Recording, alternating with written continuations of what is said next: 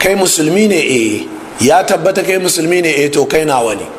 Mazhaba haramun ne ta raba mu, dariƙa haramun ne ta raba mu, ƙungiya haramun ce ta raba mu.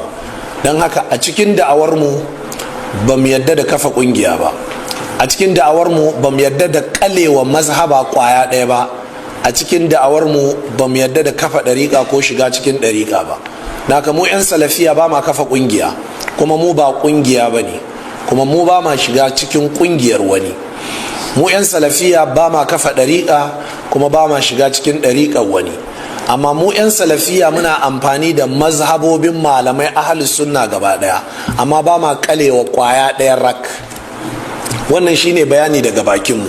Don haka daga cikin manufofinmu shine samarwa da musulmi haɗin kai a bisa gaskiya, da kuma cewa dukkan mazhabanci da ɗariƙanci da ƙungiyanci da ke raba kan musulmi, to muna faɗakar da musulmi akan ayi watsi da shi. Sannan taqdimu hululin islamiyya waqi'iyya lil mushkilat al asriyyah rahina. Halin da musulmi suka samu kansu game da siyasa, game da tattali, game da rayuwa, game da matsalolin addini, mu 'yan salafiya muna gabatar da wa'azozi da laccoci da faɗakarwa